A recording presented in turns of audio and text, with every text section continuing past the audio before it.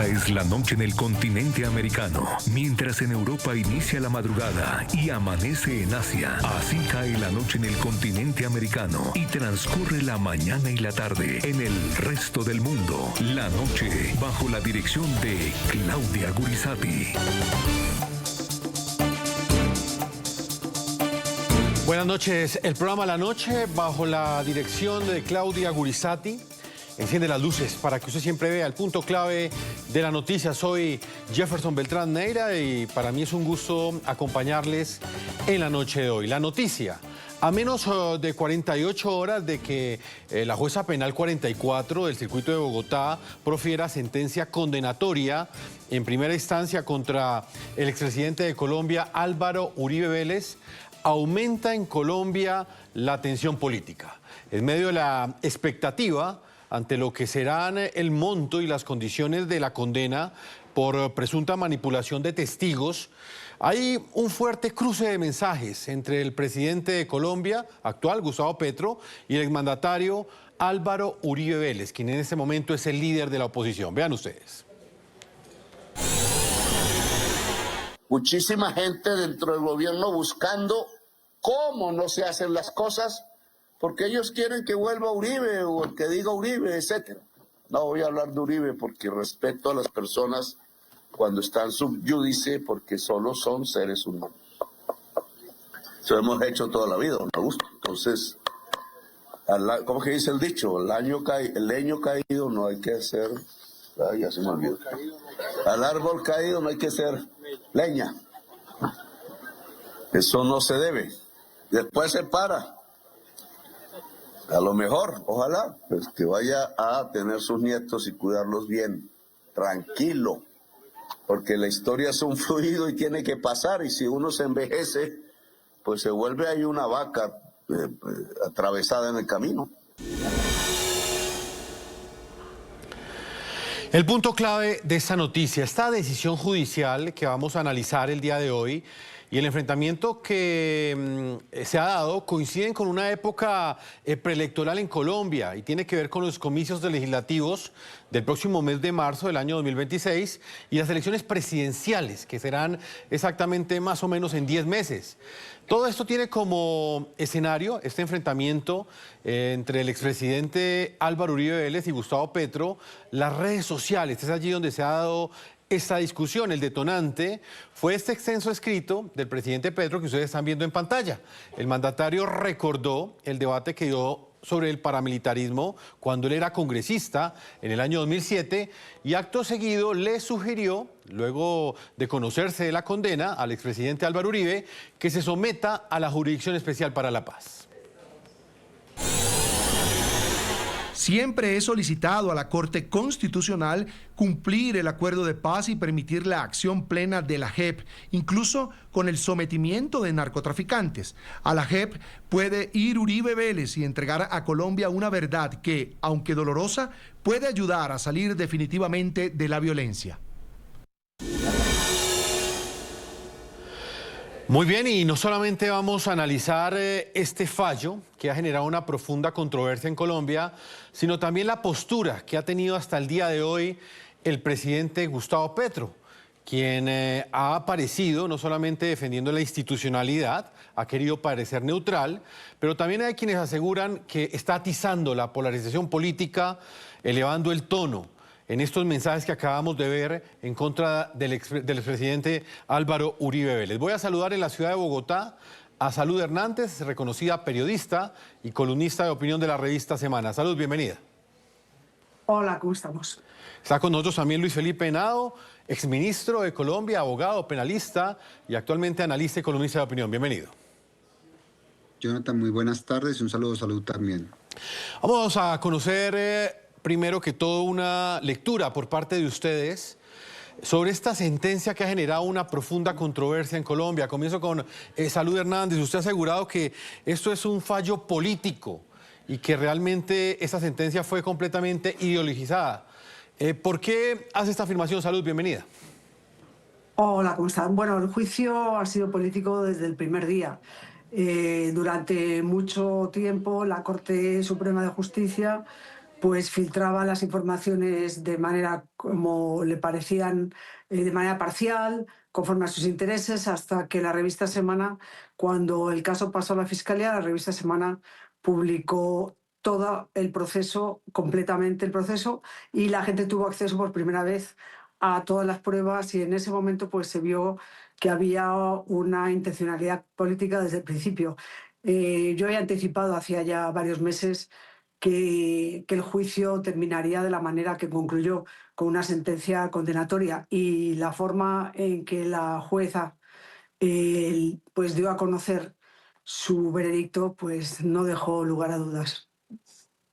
Señor exministro, ¿cuál es esta primera lectura que usted nos puede entregar frente a la percepción que tiene sobre la decisión que ha tomado la justicia frente a uno de los casos más importantes de la historia reciente del país? De hecho, una sentencia histórica porque es la primera vez que un presidente de Colombia es condenado. Bienvenido. Muchas gracias, Jefferson. No, yo estoy de acuerdo con Salud. Yo creo que la decisión, respetando primero la autonomía judicial, los que hemos tenido alguna experiencia en estos debates jurídicos, primero es totalmente extraordinario, o yo creo que es la única vez que una juez lee una sentencia por más de 10 horas. Esto es cuando llega una audiencia son de 20 minutos y la audiencia que más se demora, máximo es una hora. Esto significa que esto tenía un mensaje político. Y para comenzar, pues debe mencionarse que la audiencia en la cual se anuncia el sentido de fallo, pues es una diligencia pues totalmente fuera de lo normal, y con eso quiero empezar. Pues en ella simplemente se señala si la persona es culpable o es inocente, y se hace un resumen de las consideraciones. Es algo que es esencialmente técnico. La juez 44 hizo unas consideraciones políticas.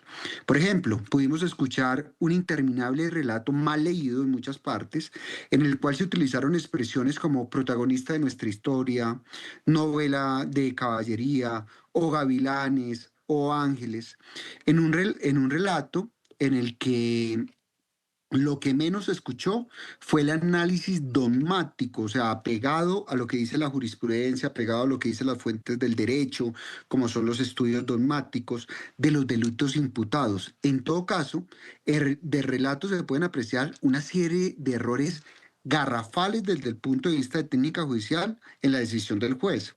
No sé si quieres que lo desarrollemos ya, pero quiero adelantar uno, por ejemplo. El primer yerro en el que incurre la juez es avalar la práctica de pruebas recogidas abiertamente contra el derecho a la defensa. Por ejemplo, esto lo ha manejado muy bien Salud, al utilizarse, por ejemplo, interceptaciones de llamadas entre Álvaro Uribe y Diego Cadena. En este aspecto existe, Jefferson, un artículo claro, expreso, conciso, que no emite ningún lugar a dudas, que no permite ninguna excepción, que señala ese artículo 235 de la ley 906 y de forma clara que por ningún motivo se podrán interceptar las comunicaciones del defensor, lo cual la Corte Constitucional ha señalado que no tiene excepción alguna. De hecho, en la parte final del juicio, cuando la juez explica por qué Uribe sería determinador de las conductas, manifiesta que existía una conexión estructurada entre Uribe y Cadena para que el segundo actuara en representación del expresidente.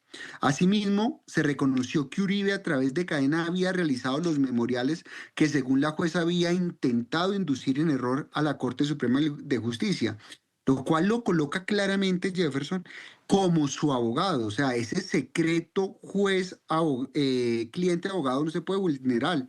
Acá esta juez puso en peligro, por ejemplo, el secreto que puede tener, por ejemplo, un periodista con su fuente, y con una teoría totalmente sacada de las mangas, trata de justificar lo injustificable, y es que vulneró las garantías básicas, no en Colombia, sino a nivel global, las garantías básicas que puede tener cualquier persona cuando se enfrenta al Estado en un juicio.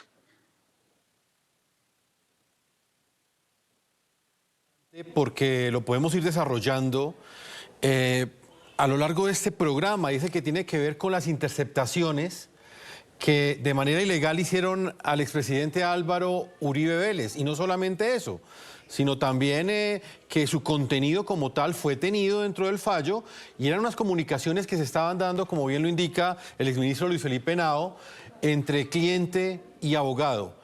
Sobre este particular, Salud Hernández, usted ha asegurado que la jueza ha corrido la línea ética. Específicamente, ¿qué incidencia tuvo en el proceso que la jueza haya valorado este tipo de contenido? Sí, usted se refiere a unos comentarios que hice en la revista Semana sobre el caso, ya más concretos.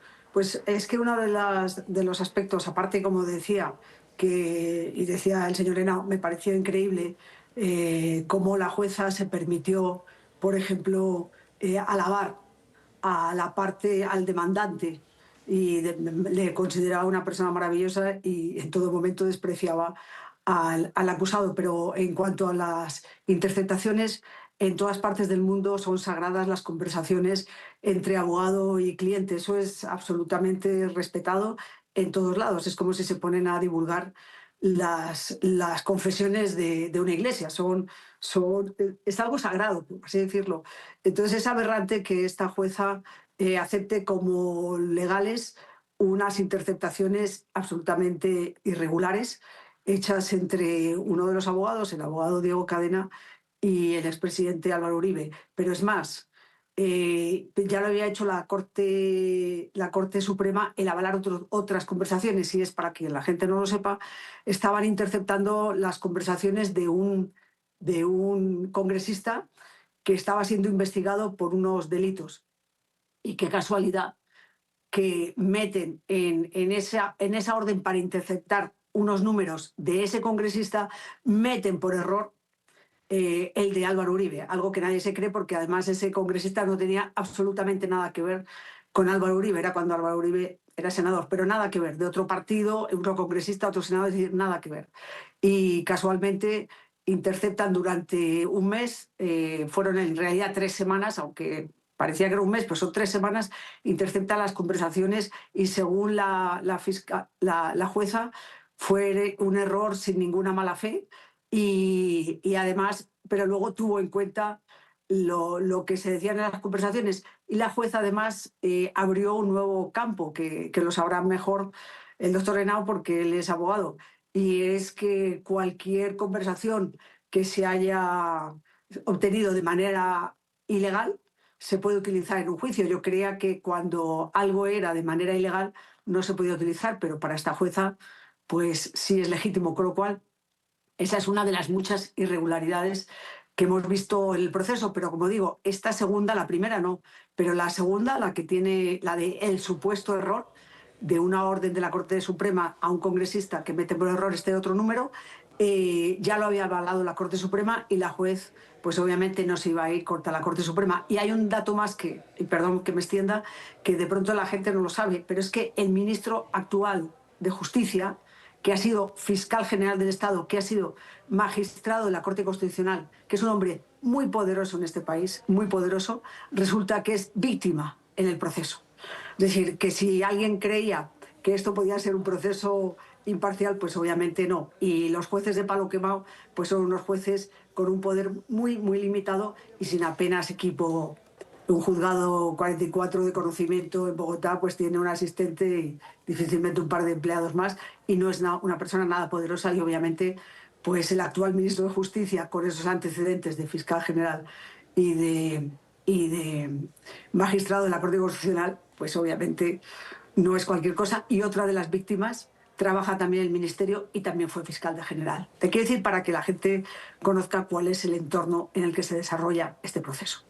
Pues ese mismo entorno, Salud, ha estado marcado por lo que planteábamos al comienzo de este programa, y es la postura que ha tenido el presidente Gustavo Petro durante los últimos días.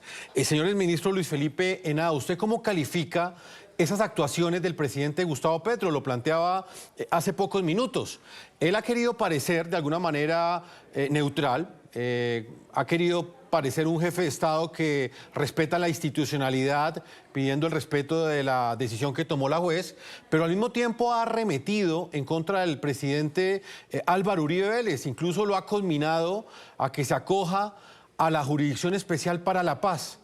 ¿Cómo analiza usted la postura del mandatario y qué estrategia habría detrás de todo lo que ha venido haciendo durante los últimos días? La definición es muy sencilla, es una definición de cinismo. Y no lo digo por una condición particular, lo digo por las mismas actuaciones del presidente. El presidente ha atacado constantemente, por ejemplo, el Consejo de Estado. Ha atacado y los ha etiquetado de ser parte de un golpe blando cuando las decisiones del Consejo de Estado no le han favorecido. Decisiones, por ejemplo, donde el Consejo de Estado en un acto normal suspendió un decreto, por ejemplo, de servicios públicos, o cuando ha tomado decisiones frente a personas que hacen parte del pacto histórico, decisiones que en el mismo sentido se han tomado frente a otros partidos, pero cuando el presidente las decisiones no le sirven, empieza a atacarla. No hay que olvidar que el presidente ha presionado constantemente al Consejo de Estado, por ejemplo, frente a la posible declaración de nulidad de la elección de la fiscal, diciendo que la fiscal está en el peor de los mundos. Pero además ha atacado constantemente a la Corte Constitucional, no solamente a su presidente, ha atacado constantemente a la Corte Suprema. Es que hay un hecho que tal vez por tantos escándalos de este gobierno a uno se le sale la retina, y es que los magistrados decidieron en un acto de dignidad ya no posesionarse ante el presidente de la República, porque el presidente los irrespetaba en cada una de la posesión. Llegaba tarde, llegaba en unas condiciones que a lo mejor no estaban en sus cinco sentidos, hablaba de temas que no tenía que ver con la justicia y al final los regañaba. Entonces, eso es un acto totalmente cínico. Si alguien ha intervenido, por ejemplo, en la autonomía, para que no exista esta autonomía en las decisiones que puedan afectar al gobierno, es el presidente. ¿Qué mayor presión que la que ha sufrido, por ejemplo, el Consejo Nacional Electoral y el mismo Consejo de Estado frente a las investigaciones que llevan contra él? Tanto así que en un acto más de cinismo hoy radicaron no una solicitud de caducidad de la acción frente a la financiación ilícita de su campaña, porque sabe que eso estuvo financiado con el pacto de la picota, con contratistas ilegales y con los mismos temas que han dicho los mismos funcionarios del pacto histórico y los mismos funcionarios del gobierno y del pacto histórico. Entonces el gobierno, en un acto de cinismo que no cabe, que no puede encontrar uno un modista para ponerle un vestido a ese acto tan grande de cinismo, porque se necesitaría rollos y rollos de tela. Ahorita sí sale a respaldar a la justicia, cuando si algo ha caracterizado a este gobierno es el ataque contundente a la rama judicial. ¿Cuántos comunicados ha sacado la Corte Constitucional, la Corte Suprema de Justicia, el Consejo Superior de la Judicatura y el Consejo de Estado rechazando las diferentes actuaciones del gobierno donde afectan la autonomía judicial? Salud, Hernández. Acá hay varios puntos porque han sido muchos los pronunciamientos. No solamente esa invitación que le hace el presidente Gustavo Petro al exmandatario Uribe para que se acoja a la JEP, sino también lo que plantea el señor exministro Luis Felipe Henao. ¿Cuántas veces el mismo presidente Gustavo Petro ha cuestionado fallos judiciales en otros países, actuaciones de la justicia en otros lugares del continente? Y esta vez ha defendido, como le corresponde incluso a la jueza, pero ha arremetido contra los pronunciamientos que desde Estados Unidos se han dado en contra de la forma como se llevó este proceso judicial en contra del expresidente Uribe. Pues es lógico, es decir, que si fuera otro presidente o otro jefe de Estado, sería normal que se quejara por la intromisión del gobierno de Estados Unidos en este caso, pero hay que recordar que él ha atacado a la justicia argentina defendiendo a la corrupta de Cristina Kirchner, que él sigue atacando, ha atacado en el pasado y sigue atacando a la justicia ecuatoriana por la condena al corrupto del vicepresidente Glass, que él ha atacado a la justicia, atacó a la justicia brasileña cuando enjuiciaron al presidente por corrupción, al presidente Lula da Silva, que él constantemente interfiere en la justicia, no digamos, ha atacado no solamente a la justicia peruana, también al órgano legislativo peruano y a la presidenta del Perú por el enjuiciamiento del expresidente Pedro Castillo. Es decir, si hay alguien que todo el tiempo interfiere en la política, en la justicia de otros países, es precisamente Gustavo Petro. Entonces, no tiene ninguna autoridad moral para decir nada. Por supuesto que a nadie le gusta que otro país venga a opinar digamos, otro país, otro presidente venga a opinar del sistema judicial de una democracia, porque otra cosa es con Nicolás Maduro, que es un dictador, pero que venga a opinar una democracia del sistema judicial de otro país democrático. Pero si hay alguien que no tiene ninguna autoridad, es el presidente Gustavo Petro. Y cabe recordar a toda la lista de lo que ha apuntado antes Henao, hay que recordar que las huestes, todas las hordas que enviaron los del Pacto Histórico y mandado también por el Palacio Presidencial a la Corte Suprema de Justicia, les hicieron un acoso vulgar, violento, se pusieron en la puerta, no les permitieron salir porque decían que no podía salir, la Corte Suprema de Justicia no podía abandonar el recinto hasta nombrar a la fiscal en un acto de violencia intolerable, cuando el presidente quería que se nombrara ya a la fiscal general que él había propuesto. Entonces, digamos que ha sido un acoso permanente tanto fuera como dentro del país. Pues esa un tema más, Sí, adelante, un tema más que, perdona, cuando el presidente se ha involucrado en todas las decisiones que han atacado la primera línea. O sea, el presidente, si algo ha tenido, es activismo judicial. Y lo único que no ha respetado es la autonomía. O sea, él nada más le sirve las decisiones cuando políticamente son afines con su ideas políticas, pero no respeta la justicia. Respeta cuando la justicia puede llegar a afectar a un contrincante político. Soy Luis Felipe Henao, pero detrás de esto, ¿qué puede existir? Y se lo pregunto en el segundo contexto. No podemos desligar que esta decisión que ha tomado esta jueza en contra del expresidente Álvaro Uribe Vélez se está dando prácticamente en un año preelectoral, en un momento en el que el país se prepara para unas nuevas elecciones no solamente congresionales en el próximo mes de marzo del año 2026, sino también presidenciales. ¿Hay una estrategia del presidente Gustavo Petro con estos pronunciamientos, teniendo en cuenta todo el escenario electoral que le espera al país? Totalmente, yo sí creo que el presidente le encanta judicializar la política. Cuando uno ve lo que hace la Superintendencia de Industria y Comercio, cuando dice investiguen, cuando dice metan a la cárcel, cuando esto no puede pasar, el presidente le gusta instrumentalizar la justicia para atacar a sus enemigos. Si uno ve, el presidente cuando una empresa no está de acuerdo con él, de una forma autoritaria ordena hacer acciones contra la ley y contra la justicia. No se puede exportar más carbón y yo asumo las consecuencias. Este contrato con tal firma no se puede firmar y yo asumo las consecuencias. A él no le importa el Estado del Derecho. Él hoy está en un estado donde él se cree en su autoritarismo de que todo gira alrededor del presidente de la República. El Banco de la República es un estorbo cuando no baja las tasas, las cortes son un estorbo en un momento determinado, los medios de comunicación se le vuelven incómodos. El presidente, lo que no esté al lado de él y andando al lado de él, no le sirve. Es más, los funcionarios del mismo gobierno, cuando se atreven a alzar la mano y decir, presidente, usted está equivocando, lo sacan del gobierno. Pasó con Ocampo, pasó con Gaviria, con Cecilia López, con un montón de gente. Estamos ante una persona que es totalmente autoritarista y que la Constitución del 91 le incomoda y que un Estado social y democrático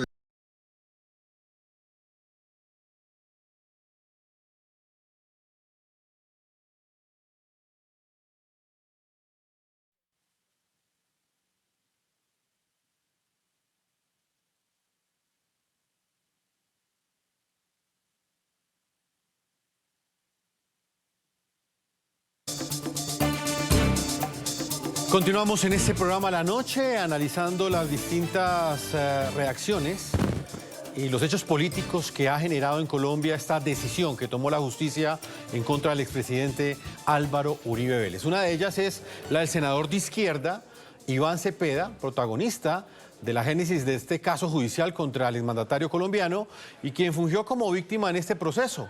Él ha negado que el fallo contra el expresidente Uribe tenga algún tipo de intención política. Sin embargo, en una entrevista con el periodista Daniel Coronel, no descartó una posible aspiración presidencial tras conocerse este fallo.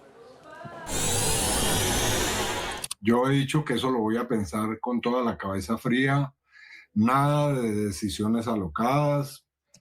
Tiene que reunirse algunas condiciones. Una de ellas, lo digo francamente, estoy practicándome mis exámenes médicos.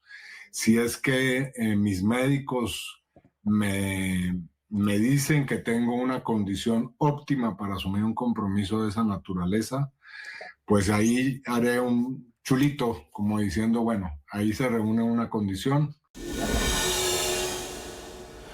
Regreso con nuestros invitados. Salud Hernández y Luis Felipe Nava están con nosotros. Salud, comienzo este bloque contigo, hablando no solamente de lo que acaba de decir el senador Iván Cepeda, quien pues no descarta la posibilidad de que sea candidato presidencial. Atrás, inclusive en esta imagen tiene una imagen, un número, que es el que relaciona, según la izquierda radical en Colombia, al expresidente Álvaro Uribe Vélez con los falsos positivos o las ejecuciones extrajudiciales que sufrieron jóvenes en Colombia hace ya varios años, sino también para que hablemos, Salud, de otro punto que me parece importante, y es la valoración que hizo la jueza de la relación que existía entre Iván Cepeda y Juan Guillermo Monsalve. Ese punto era clave dentro de este proceso.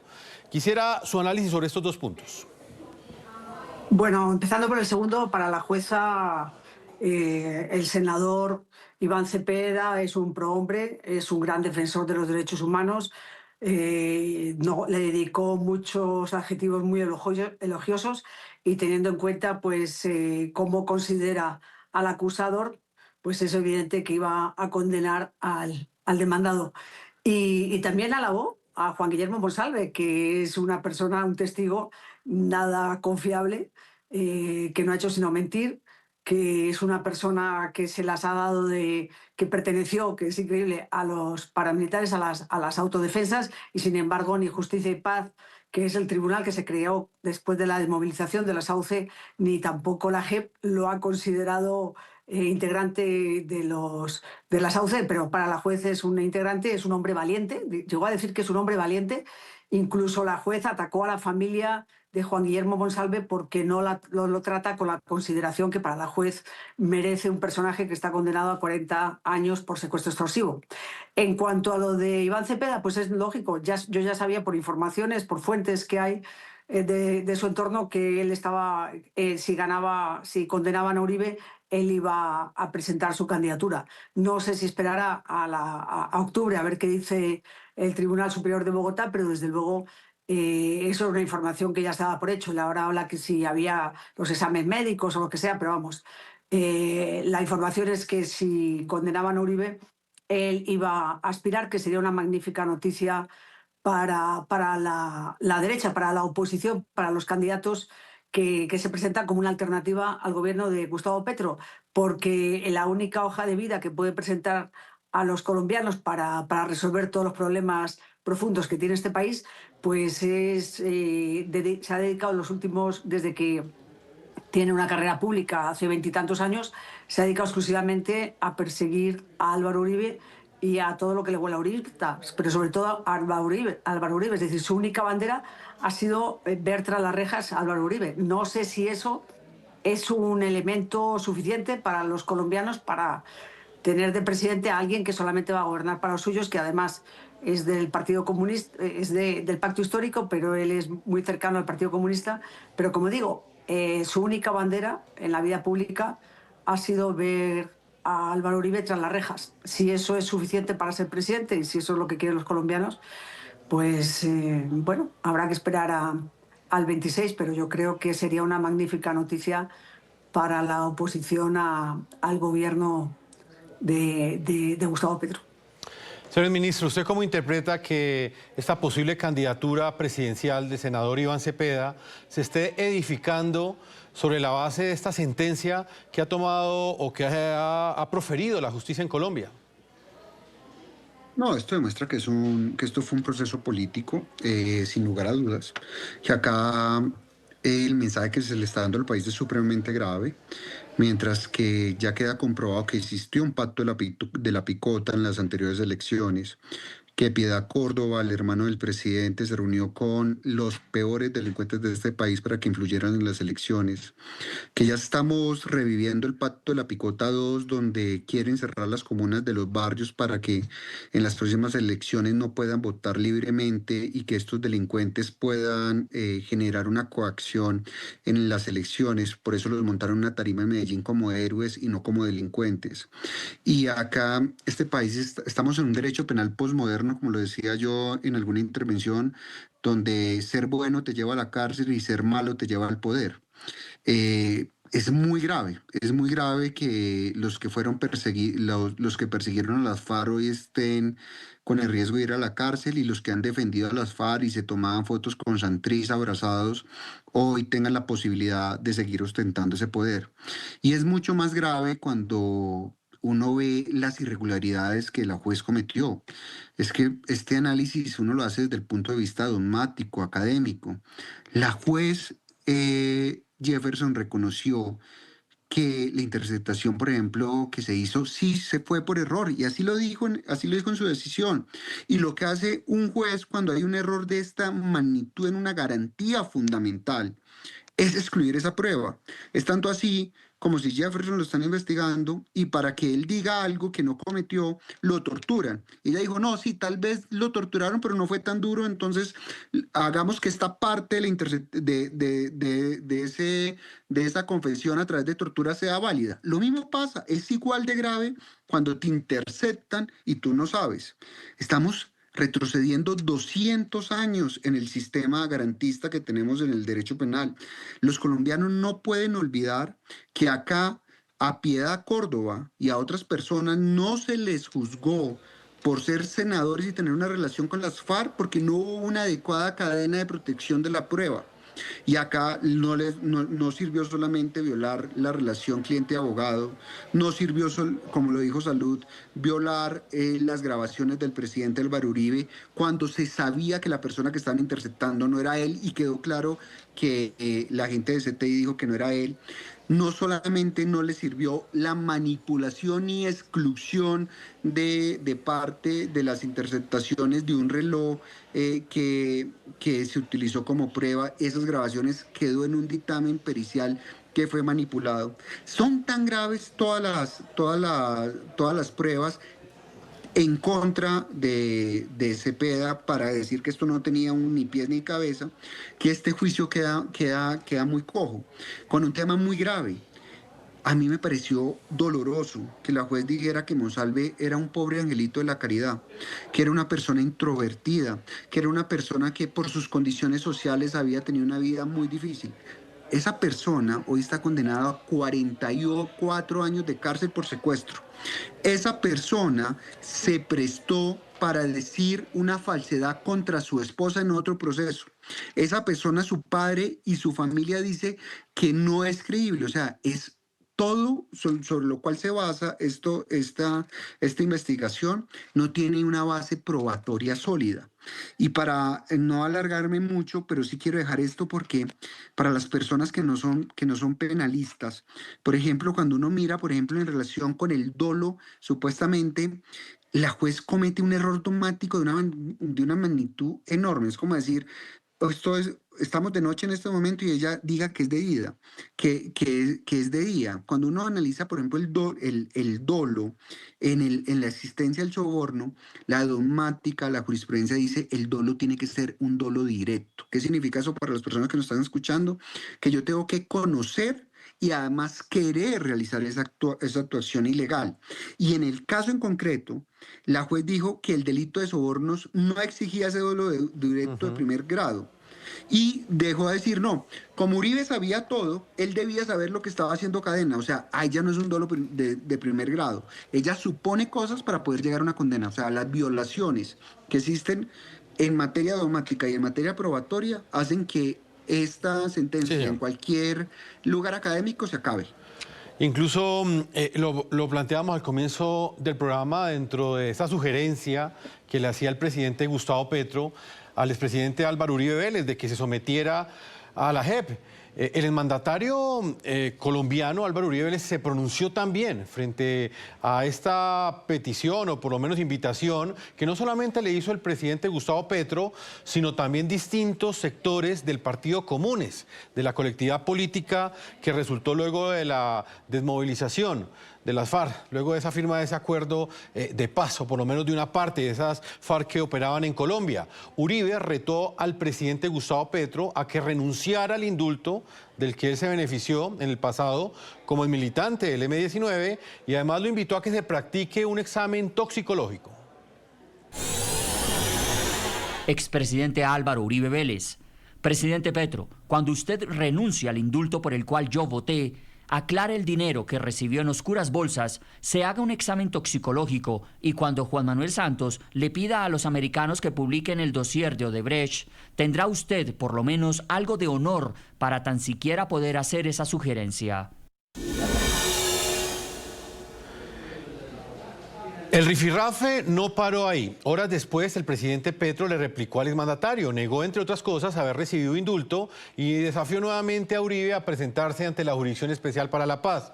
Dijo que él también estaba dispuesto nuevamente a ir también ante este tribunal. No tengo indulto que renunciar. Nunca lo recibí. Estuve en la cárcel preso y no me dieron prisión domiciliaria. Eso sí, me torturaron 7 días y la Corte Suprema me exoneró por el dinero de una bolsa de un video que su amiga publicó sin sonido, porque comprobó fehacientemente que era dinero de mi campaña y estaba registrado en los libros de la campaña del 2006. Así que puede usted proceder, expresidente Uribe. Dije que hiciéramos el pacto de la verdad. Estoy dispuesto a que vayamos nosotros dos a la JEP. Salud, Hernández. Ya en la parte final quiero que analicemos en lo que desembocó todo esto, y es en una discusión a través de redes sociales donde el presidente pues ha mostrado una prueba de 1991 donde el presidente Gustavo Petro admite haber sido indultado, pero pues horas después el presidente Petro le responde con otra carta donde él asegura que él no ha recibido ningún tipo de indulto. ¿Qué busca con esto el mandatario? ¿Usted qué lectura hace de este debate que quiere ahora proponer el mandatario Petro alrededor de la sentencia de Uribe, pero también alrededor si él fue indultado o no? Bueno, es que la sentencia del lunes pasado ha ahondado muchísimo más la polarización de este país. Es decir, este país está muy dividido. El presidente Gustavo Petro todos los días, porque todos los días pronuncia un discurso o escribe una ristra enorme de mensajes en la red X y siempre están cargados de odio, de división, de insultos, de calumnias. Entonces es muy difícil que este país que lo una, desde luego con este presidente ya no se va a unir. Como digo, si la alternativa que van a presentar o el sucesor que van a presentar es pues a Iván Cepeda, ni le cuento. Es decir, una persona que solamente se ha dedicado a odiar a la otra mitad del país, pues es muy difícil que haya, digamos, este país necesita reconciliar porque hay unos problemas muy graves de salud, de pobreza, de orden público, la guerrilla está disparada por todas partes. Es decir, tiene unos problemas muy graves que necesitas que haya consensos y con este gobierno ya va a ser imposible. Y esta sentencia, desde luego, pues como decía antes, ha ahondado esa división y ya se antoja irreconciliable, porque todos los días el presidente Gustavo Petro echa leña al fuego. Todos los días echa leña al fuego. Sus mensajes son siempre terribles.